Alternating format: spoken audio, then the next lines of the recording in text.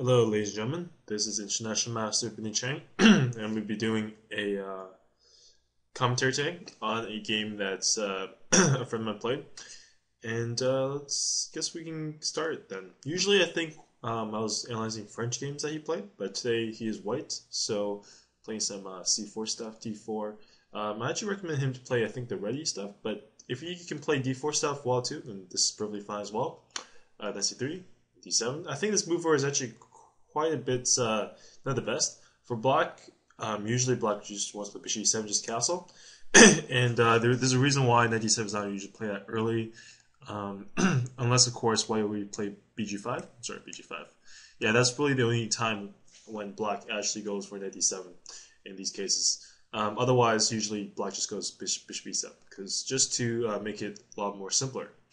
In this case, I think most players as black would either just play c6 or I think just takes on c4 because as we'll see, black actually runs into a bit of a problem here later on because he plays bishop e7. The most natural move obviously after d takes c4 is e3, knight b6, and like bishop takes c4. Here takes check here, and I believe that white is probably a bit better here. Maybe not too much because he can pretty much take this knight. But I mean, he does have the bishop here, but soon he's probably not going to because he can just castle. And probably castle is probably not the best move here because he can just take this guy and go bishop d6. And I think black should be doing okay here. Or not, he can go queen b5 check. I guess he can go queen b5 check, but yeah, I guess you can do that. So in that case, then I guess white is doing okay here in most cases. Because if you can't do that immediately, if he has to play something like bishop e7, then white can just go knight e5, and he's just doing fine. Just because he has a easy position to play here. And I guess I can't close this guy now once I open it. Or I can. Okay. Alright, so, but that wasn't really the point. The point of the game is to analyze what happened in the actual game. And this is why he played c7. And here I thought that e3 was the most natural move. But maybe he has a point, and he played knight b5. This is actually quite interesting because usually I only see knight b5 played. It's kind of a beginner move because you try and go for c7 pawn. But here it's actually kind of difficult for black to really defend this guy. And bishop e4 is kind of forced because you gotta get this guy out somehow. And luckily for white, he's able to play knight d2. And because he never played e3, black's knight e4 is not gonna be going to be strong at all. For instance, knight 4 takes here, takes this guy, and it's pretty obvious that white's just up a pawn. I mean, you play this move, but I mean, this can't be any good at all, right? Because a4, and I mean, white's just doing fine. G6 takes, and king c3. Eventually, you're gonna pick up this pawn, and white's just winning. So unfortunately for black, he can't really do that. So he really only has one option here, which is he goes bishop a5. And now Tenor actually play the best move here, b4. This forces white block to pretty much have a6, because every other move loses. For example, bishop b4, this move obviously. Let's say bishop b6, this move obviously. And for example, if he plays a6 now, it's not quite as good anymore because now takes, and takes c7. You get pawn on c7, and it's very, very strong. I think that white might be almost winning here. And equivalently, in this line after a6, most likely it's going to go like this. Takes, and now it's like e3 with knight b3, a4 on the way. I think white's probably a bit better here just because his bishop is very strong, and it's really hard for black to really do anything about this bishop. You can't play knight h5 and try and trade this bishop off because this queen's going to h5 square. So I think white's doing pretty good here, and this is actually quite strong, the line they chose. However, BearMob decides to play c6, which loses immediately to knight 6. And now after taking a5, I think that's probably the easiest move here, because you kind of just want to take on a5 without really losing his knight, because his knight can take on c8 anytime he wants to. So I think for white here, especially, he should not hurry take on c8.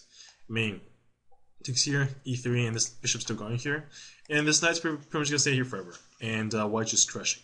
This is like really strong, and really there's really no hurry to take on c8 because this bishop's gonna be here the whole time, and you can take it anytime you want to. But turn to c8, which is fine too. I mean, so he is up a piece, and decides to trade pieces off.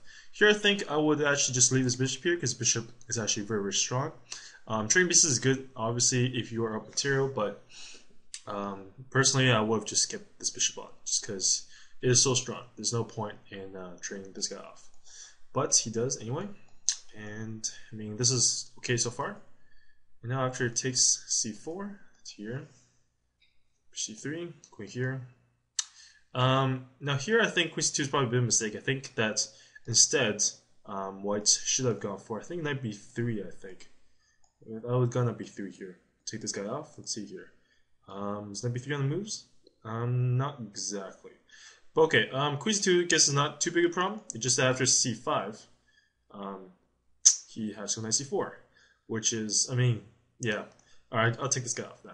All right, so the point of knight c4 is that queen b4, a3, this guy drops. So I pretty much have two pieces, and he has no good discoveries here because his queen's hanging. But unfortunately, he decides to just castle, which is not quite the best way because after knight c4, this isn't strong anymore because this knight is no longer hanging. At queen e5, Black is actually doing very, very well here because he has a pawn for the exchange, and after trading off the queens, now he has an active rook on d2 for the exchange. This is actually quite evenly balanced, and white just has too many weak pawns here to do much about it. And even if white bounces his forces, gets a rook on the f-file, this guy can't really be attacked. He can only play f6, e5, and I mean, black is pretty much doing fine here. So this is actually not too good. Yeah, I mean that's really the best thing I say here. I think white could have easily converted this many different ways. For instance, knight c4 earlier. He also has probably other moves that he did not trade off the bishop so early. Even queen b3, just not going knight c4. But because he had no choice at the end, over here, one meaning is over here. At the end, over here, he has to go knight c4 here, because if he doesn't, then he has knight 2 check here. So unfortunately, he really had no choice here, which kind of sucks, but whatever.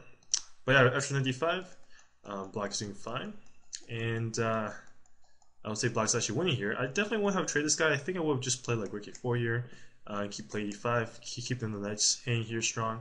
g3 doesn't do much because I think just knight takes h3, and black pretty much picks up lots of pawns.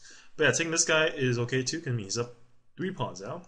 But I mean the problem with this is these pawns are now no longer protected by the rook, and white's rook can pretty much just wreak havoc, take down all the pawns. But I mean this should be most likely going to be draw, just because there's nothing that what I can do about it. I definitely would have, if I was black, I'd definitely just keep this position here, play g6, go back and forth, and it's nothing what I can do can stop you, because you defend all these squares, and then at the end of the game, if he ever plays f4, this pawn f4 is going to be weak.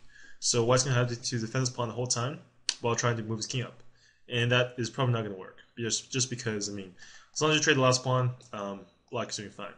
But I think this way of doing this is fine too. I mean, there's really no reason why black should lose this. But eventually, I believe he did. Let me just see what happens here. This is still pretty much drawish, because I mean, there's nothing that white can do about this. He pretty much has to wait for black to make a really big mistake, like pushing too far, or I mean, even playing g4 is a draw. I mean, just trading out the last pawn. But white managed to get his king all the way up here now. This knight's not really doing anything now, and white actually got his king into an interesting position now. But unfortunately, I think he's just losing the pawn, which, I mean, I don't even understand what happened here. Okay, so you got the pawn, alright. So, oh wow, yeah, okay, so I mean, I guess time travel, but yeah. I mean, there's not much I can say here. So, okay. Yeah, so that was a interesting little game. I mean, for most of the game, it was kind of not that entertaining, but for certain parts, like the early knight b5, that was actually quite interesting. I think this move is legitimate, but I checked it with Houdini, and it's actually one of the top 3 moves. Obviously, number 1 move is e3, but knight b5 is actually a move too, so I definitely think knight b5 in this position can be played, which is quite surprising.